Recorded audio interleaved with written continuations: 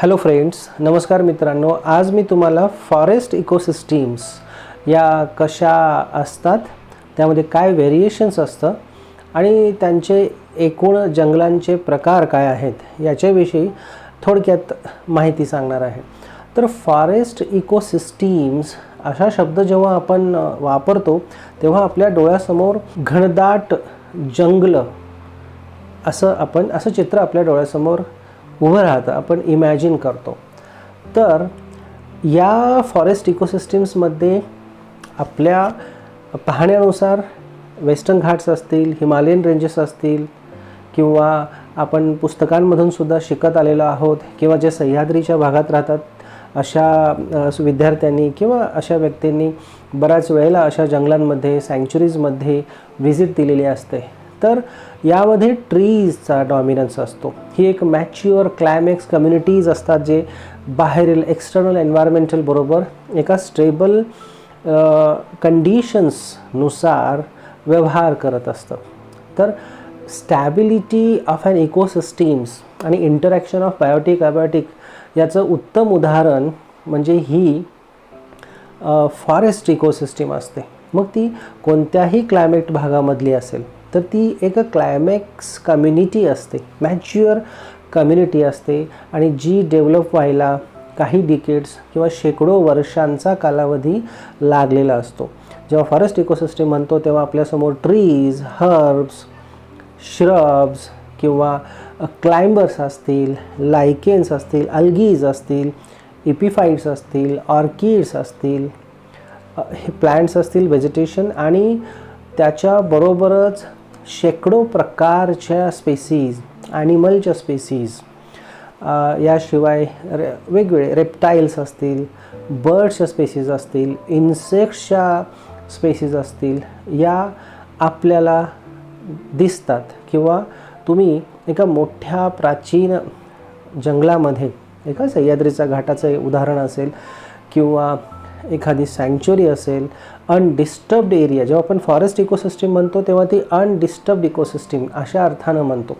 तर इथं तुम्हाला हे व्हेरिएशन कमी एरियामध्ये जास्तीत जास्त व्हेरिएशन हे तुम्हाला इथं दिसून येतं. तर फॉरेस्ट इकोसिस्टीम जंगलं जेव्हा आपण असं म्हणतो तेव्हा मोठ्या प्रमाणावर पडणारा पाऊस, जरी तो कॉन्सन्ट्रेट जरी असला तरी कमी कालावधीत पण जास्त पाऊस पडतो, ज्याच्यामुळे त्या भागातली ती व्हेजिटेशन ही टिकून राहिलेली असते किंवा तिथं फ्लोरा आणि फाउनाचं व्हेरिएशन असतं. तर अनडिस्टर्ब्ड एरियाज हे चित्र आपल्या डोळ्यासमोर उभं राहतं. तर मुख्यत्वे करून ट्रॉपिकल रेन फॉरेस्ट्स जेव्हा आपण इमॅजिन करतो तेव्हा ते एव्हरग्रीन ट्रॉपिकल रेन फॉरेस्ट, जिथं पाऊस मोठ्या प्रमाणात पडतो, न्यूट्रिएंटची अवेलेबिलिटी जास्त प्रमाणात आहे, टेम्परेचर अतिशय मोठ्या प्रमाणात, म्हणजे दिवसा खूप ऊन आणि सनलाईट अवेलेबिलिटी आहे, ज्याचा वापर करून तिथले ट्री स्पेसीज हे ग्रो होतात. तिथं खूप ट्री स्पेसीजमध्ये व्हॅरिएबिलिटी आहे, व्हॅरिएशन्स आहेत, वेगवेगळ्या स्पेसीज तिथं ग्रो होतात. त्यानंतर रेनफॉल तर मी सांगितलं मोठ्या प्रमाणात असतो, ह्युमिडिटीसुद्धा जास्त प्रमाणात आहे, सगळ्या फेवरेबल कंडिशन्स आहेत, न्यूट्रिएंट्सचं रिसायकलिंग हे खूप फास्टही होतं आणि मोठ्या प्रमाणात ते अवेलेबल असतात इतर सजीवांसाठी. तर ट्रॉपिकल एव्हरग्रीन रेन फॉरेस्टमध्ये सुद्धा कॉम्पिटिशन असते. हे तुम्ही लक्षात घ्या, हे थोडं जाणून घ्या, इमॅजिन करा. आणखी इवन हे पण सांगेन की त्याच जंगलामध्ये वेगवेगळ्या पद्धतीच्या कंडिशन्स, न्यूट्रिएंट लेवलच्या कंडिशन्स अवेलेबल असतात. तर रिचेस्ट बायोडायव्हर्सिटी असं जेव्हा आपण म्हणतो तर ह्या कुठल्या भागात आढळतात, तर इक्वेटोरियल रिजनला जे ट्रॉपिकल एव्हरग्रीन रेन फॉरेस्ट्स आहेत अशाच ठिकाणी हे रिचेस्ट बायोडायव्हर्सिटी, हाय एंडेमिझम असंही म्हणेन मी, की त्या स्पेसीस फक्त तिथंच आढळतात. त्या ॲनिमलच्या असतील, इन्सेक्टच्या असतील किंवा व्हेजिटेशनच्या बाबतीतल्या असतील. तर आपण इथं तुम्हाला पाहायला मिळेल की कॅनॉपी कव्हर असतो, याच्यामध्ये काही स्पेशलाइज्ड निशेस डेव्हलप झालेले असतात की तर हे का डेव्हलप होतात? फूड आहे, सनलाईट अवेलेबिलिटी आहे, वॉटर आहे, न्यूट्रिशनल स्टेटस आहे, हा सुद्धा वेगवेगळ्या लेयरनुसार अशा जंगलांमध्ये व्हॅरिएबल असू शकतो. आणि मग स्पेसीज, वेगवेगळ्या जेनेटिक मेकअप असणाऱ्या स्पेसीज इथं ग्रो होतात. जेव्हा आपण टॉप मोस्ट लेयरच्या बाबतीत विचार करतो फॉरेस्ट इकोसिस्टीममध्ये, स्पेशली तुम्ही अतिशय घनदाट जंगलं असणारी ट्रॉपिकल एव्हरग्रीन रेन फॉरेस्टचा विचार करा, तर तो एमर्जंट लेयर असं आपण त्याला म्हणतो, वरचा जो लेयर असतो. त्यानंतर येतो तो कॅनॉपी कवर. याच्यामध्ये आणि त्याच्या खाली जो असतो तो काही थोड्या छोट्या उंचीचे ट्रीज असतात, त्याला तो cover underlying below the canopy cover असतो. यानंतर आपण इथे पाहायला आपल्याला असं मिळतं की क्लाइंबर्स आहेत. मग उदाहरणार्थ हे लायनाज एक प्रकारचे क्लाइंबर्स आहेत, वेगवेगळ्या प्रकारचे ऑर्किड्स किंवा इपिफाइट्स ओके सुद्धा मोठ्या प्रमाणात ट्रॉपिकल एव्हरग्रीन रेन फॉरेस्टमध्ये एक representative forest ecosystem, ideal forest ecosystem म्हणून मी तुम्हाला इथं सांगतो आहे. आणि अशा पद्धतीच्या छोट्या प्रमाणात मोठ्या प्रमाणात ओके एक इतर क्लायमेटमध्ये सुद्धा स्पेसीज तुम्हाला आढळून येतात. तर इपिफाइट्स हे इतर प्लॅन्टच्या ट्रंक्सवर किंवा उडी ट्रंक्स आपण त्यांना म्हणतो, त्याच्यावर ऑर्किड्स किंवा इपिफाइट्स हे ग्रो होत असतात. तर काही इपिफाइट्स इतक्या एअरमध्ये ते असे ग्रो होत असतात आणि they have capacity to accumulate few litres of water. म्हणजे ह्युमिडिटी किंवा मॉइश्चर जे का मेंटेन होतं, तर अशा प्लॅन्ट स्पेसीसचाही इथं मोठा रोल असतो. ते होल्डवर मी आणखी सांगेन की मग अशा पद्धतीची व्यवस्था जिथं सनलाईट अवेलेबिलिटी जास्त आहे, न्यूट्रियंट्स आहेत, मोठ्या प्रमाणावर व्हरायटी ऑफ स्पेसीज आहे, मग तिथं मग बर्ड्स येतील, इन्सेक्ट्स, हजारो प्रकारचे इन्सेक्ट्स. मग अशा कमीत कमी जागेमध्ये जास्तीत जास्त प्रकारचे इन्सेक्ट्स असू शकतात. तिथं ॲनिमलच्या स्पेसीज येतात, त्या सर्वाईव्ह होतात, रिप्रोड्यूस होतात, त्या तिथं टिकून राहतात आणि मग जनरेशन्स टू जनरेशन्स त्या वाढत राहतात, त्यांचा नंबर वाढतो. तर ही खूप महत्त्वाची गोष्ट असते इकोसिस्टीमच्या स्टॅबिलिटीसाठी, variety and variability among the organisms. आणि हीच ती बायोडायव्हर्सिटी मग इथं मेंटेन राहते. तुम्हाला सर्वात जास्त प्रमाणातली बायोडायव्हर्सिटी ही ट्रॉपिकल एव्हरग्रीन रेन फॉरेस्ट एरियाजमध्ये फ्लोरल असेल किंवा फाउनल असेल तुम्हाला दिसून येते. अगदी खालच्या साईडला जंगलांचा जर तुम्ही विचार केला तर तिथे सनलाईट कमी प्रमाणात पोहोचत असते, कारण इतकं सगळं मोठ्या प्रमाणात फेवरेबल कंडिशन्स असूनसुद्धा तिथं वाढणाऱ्या स्पेसीजमध्ये कॉम्पिटिशन असते. आणि हीच competition overall variety of species maintain करत असते. आणि मी म्हणेन किंवा हे सर्वस्रोत आहे की त्याच्यामुळे ती स्टॅबिलिटीसुद्धा त्या इकोसिस्टीमला येत असते. तर जो काही खालचा भाग असतो जंगलांचा, काही जमिनीपासून काही मीटर अंतरांवर, तर तिथे लाईट कमी प्रमाणात येते. पण अशा भागात सुद्धा काही स्पेसीस तर 80 मीटर 100 मीटर, तर काही मॅक्झिमम 110-20 मीटर्स वाढणाऱ्या स्पेसीससुद्धा ट्रॉपिकल एव्हरग्रीन रेन फॉरेस्ट किंवा इक्वेटोरियल बेल्टमध्ये आपल्याला आढळून येतात. तर ज्या डीम लाईटमध्ये वाढतात त्यांची पानं ही डार्क असतात, क्लोरोफिल कंटेंट जास्त असतं आणि त्यांना कमीत कमी लाईटमध्ये जास्तीत जास्त फॉर्मेशन ऑफ द फूड किंवा कार्बोहायड्रेट्स त्यांना स्वतःसाठी ते तयार करायचं असतं. त्यामुळे ती ॲडॅप्टेशन म्हणा किंवा त्यांचं ते एक निसर्गाशी जुळवून आणलेलं त्यांचा तो प्रयत्न असतो. आणि मग पुन्हा सर्वाईव्ह होणं, रिप्रोड्यूस होणं हे गोष्टी ठरलेल्या असतात. तर तुम्हाला या भागामध्ये ज्याला आपण कमीत कमी प्रमाणात आणखी लाईट जिथं येते तिथे श्रब्स असतात, त्याच्या मग हर्बेशियस प्लांट्ससुद्धा इथं ग्रो होत असतात. तर याला ground layer of the forests असंही म्हणतात. तर आपण टॉपमोस्ट बघितला एमर्जंट लेअर, मग कॅनॉपी लेअर आहे. तर थोडासा त्याच्या पेक्षा खाली असणारा लेअर तो सुद्धा आहे मिडल लेअर. आणि मग ग्राउंड लेअर, तर टर्माइट्स असतील, फंजायच्या वेगवेगळ्या स्पेसीज तुम्हाला कमीत कमी स्क्वेअर मीटरमध्ये सुद्धा वेगवेगळ्या व्हरायटीजच्या सापडू शकतात किंवा ते तिथं एक्झिस्ट करतात. मशरूम्स आहेत, यानंतर टोड्स म्हणा, स्नेक्स म्हणा, रेप्टाईलच्या या सर्व स्पेसीज तिथं तुम्हाला दिसून येतात. आणि फक्त त्या आढळतात असे नाही, तर त्यांचा नंबरसुद्धा इतर बायोडायव्हर्स एरियाच्या कंपॅरिझनमध्ये तो मोठा असतो. ही स्पेशालिटी आहे ट्रॉपिकल एव्हरग्रीन किंवा काही ठराविक भागात आढळणाऱ्या फॉरेस्ट इकोसिस्टीम्सची. तर हे तुम्हाला माहिती आहे की लीव्स फॉल डाऊन होतात, मोठ्या प्रमाणातला ह्युमस हा फॉरेस्ट इकोसिस्टीममध्ये जनरेट होत असतो. आणि मग तिथं डेट्रिटिव्हर्स आहेत, इन्सेक्ट्स मी सांगितल्याप्रमाणे. त्या डेट्रिटिव्हर्स त्या डिकम्पोजर्स आहेत, त्याच्यानंतर येणारे.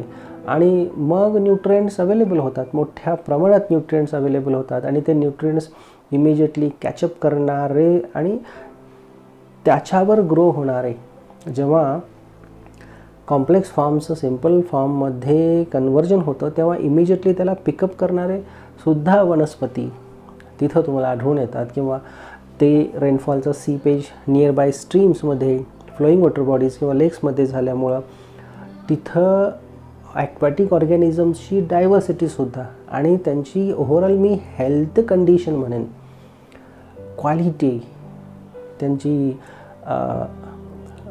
हाऊ स्ट्रॉंग दे आर, ती तुम्हाला दिसून येईल.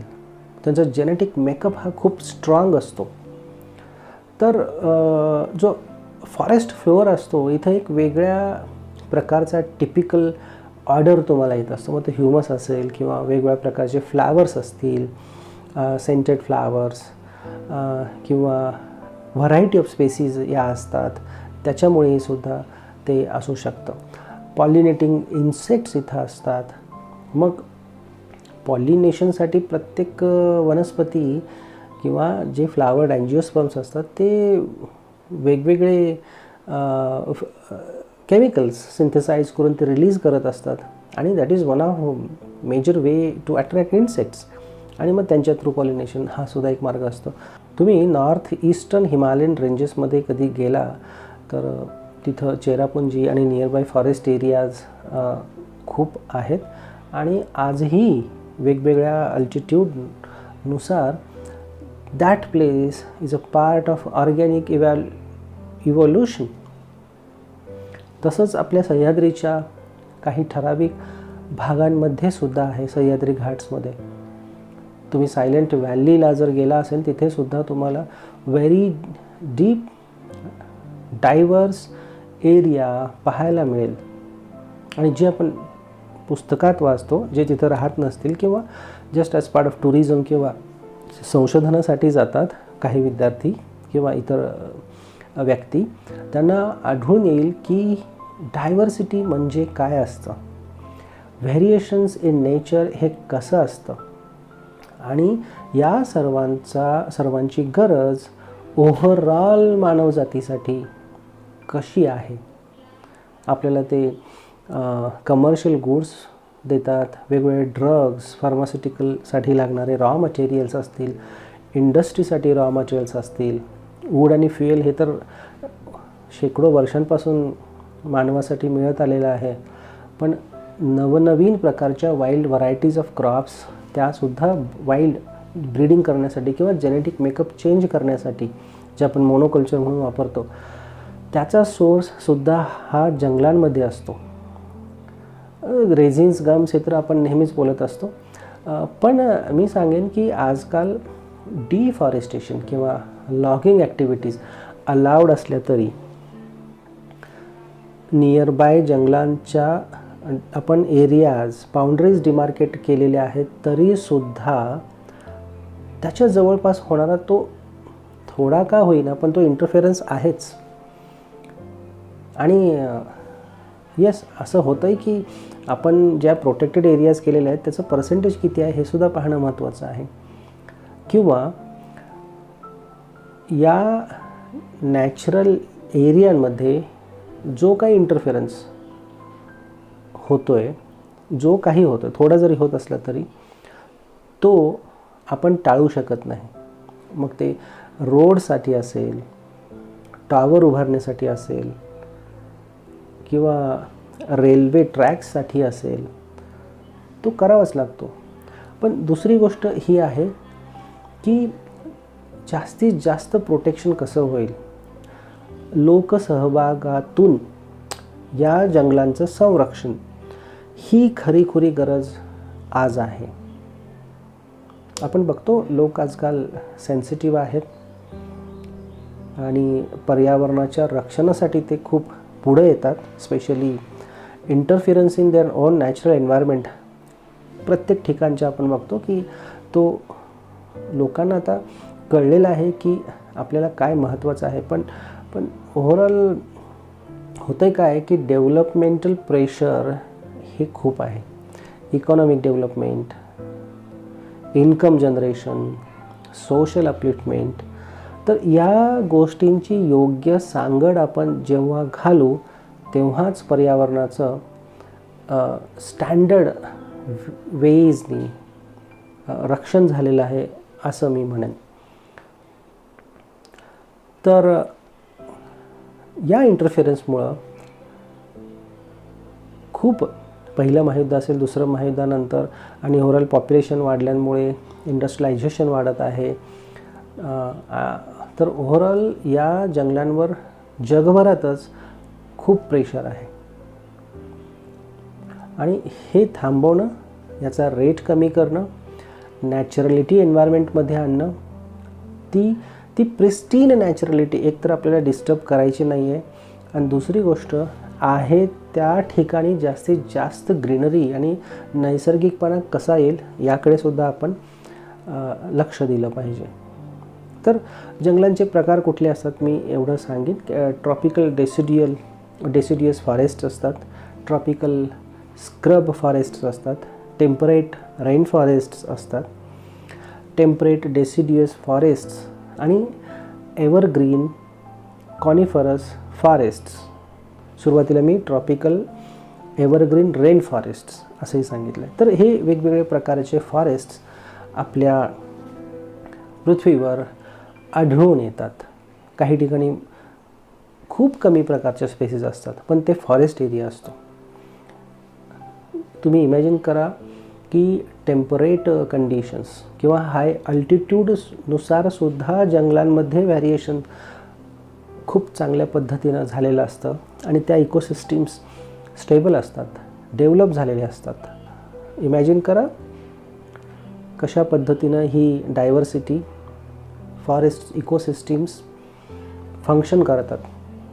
रेन फॉरेस्ट असतील इक्वेटोरियल बेल्टच्या किंवा टेम्परेट फॉरेस्ट एरियाज असतील जिथं बर्फाळ प्रदेश हा जास्तीत जास्त असतो वर्षामध्ये.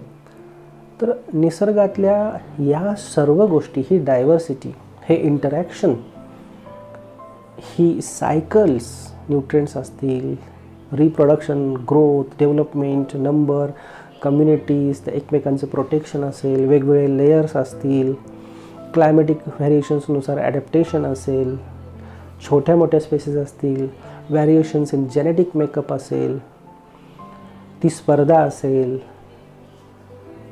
ह्या सर्व गोष्टी आपल्याला सतत दररोज नेहमीच काहीतरी शिकवत असतात, आपल्याला प्रेरणा देत असतात, एनर्जी देत असतात की आपणसुद्धा जेव्हा पुढचे पाऊल मानवजात किंवा डेव्हलपमेंटसाठी समाजाच्या ओव्हरऑल ह्युमॅनिटीच्या डेव्हलपमेंटसाठी जेव्हा पुढचे निर्णय घेत असतो तर ते निर्णय या निसर्गातील चक्रांना पाहून, त्याचं ऑब्झर्वेशन करून, त्याच्या घटनांचा अभ्यास करून घ्यायचे आहेत. तर एवढं बोलून मी माझे आजचे शब्द थांबवतो. पुढच्या वेळेला असाच एखादा दुसरा टॉपिक घेऊन मी तुमच्यासमोर येईन. थँक्यू. Bye bye.